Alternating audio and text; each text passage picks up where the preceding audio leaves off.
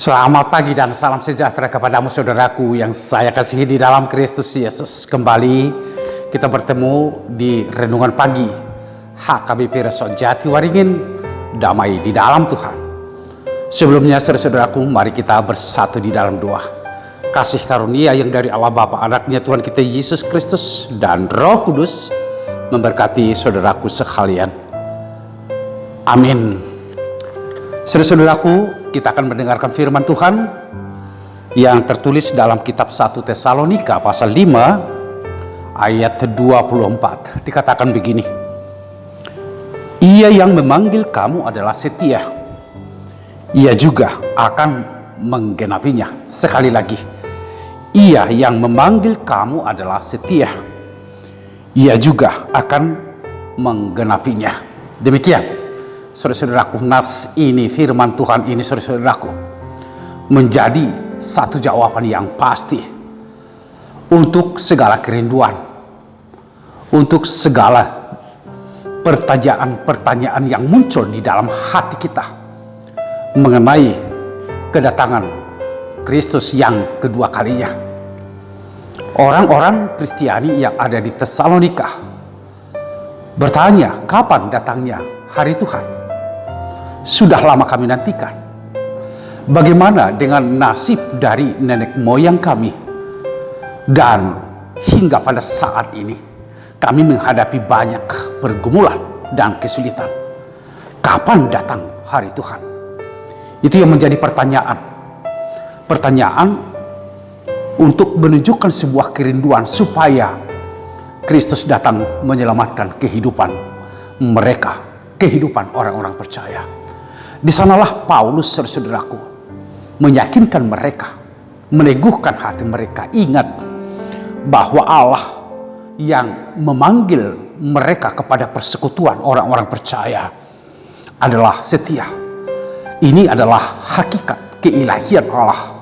Di dalam kesetiaannya tidak pernah berbohong, tidak pernah ingkar janji tentang apapun yang dia sudah nubuatkan, sudah nyatakan di tengah-tengah kehidupan.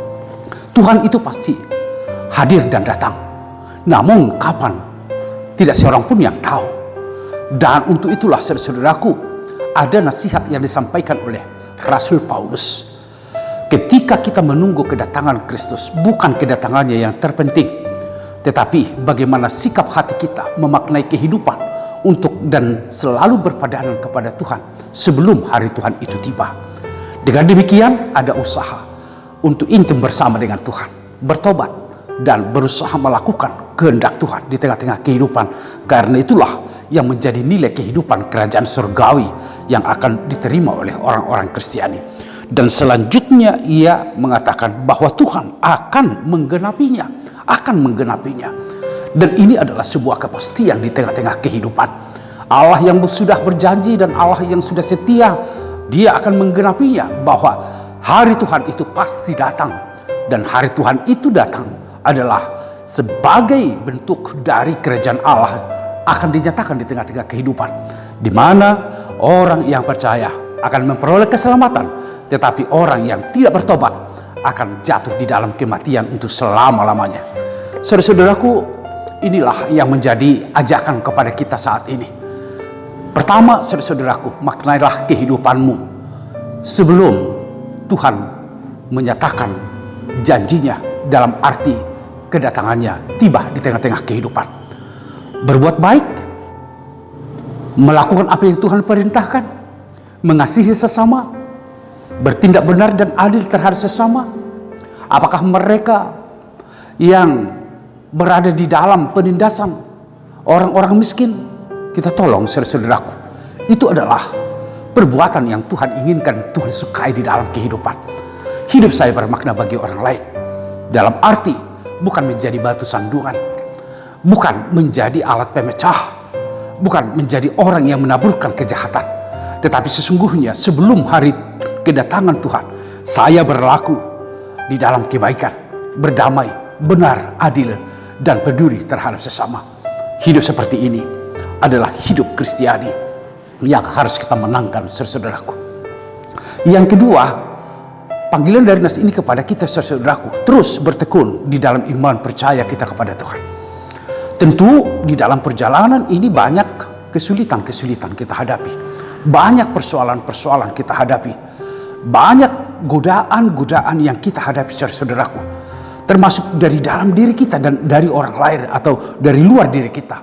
Tetapi bagaimanapun dan apapun bentuknya itu saudaraku, mari tetap kita bertekun dan setia kepada Tuhan.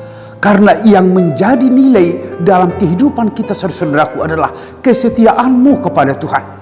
Di tengah-tengah situasi atau peristiwa yang sulit, yang susah, penuh pergumulan, tapi kita tetap setia kepada Tuhan, maka inilah sumber keselamatan dan sumber sukacita dan bahagia di tengah-tengah kehidupan kita.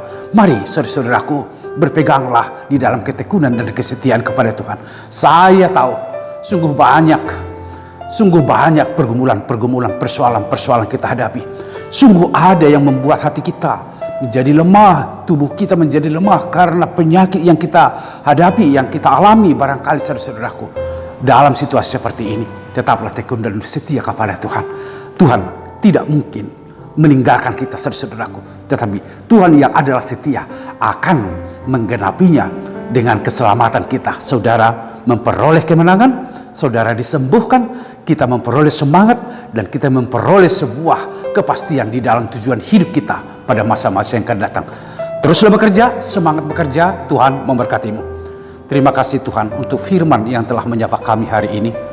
Tuhan adalah setia dan Tuhan akan menggenapi janjimu, kedatangan untuk menyelamatkan kami semua. Terpujilah namamu. Sebelum kedatanganmu tiba di tengah-tengah kehidupan kami, biarlah kami memaknai hidup ini menjadi hidup yang berarti, yang berguna, dan melakukan apa yang Tuhan kehendaki. Karena itulah yang menjadi tugas panggilan kami sebagai orang Kristiani, meneruskan pemberitaan Injil, dan melalui tingkah laku kami, hidup kami menjadi kesaksian bagi banyak orang dan memberi kontribusi positif di tengah-tengah kehidupan.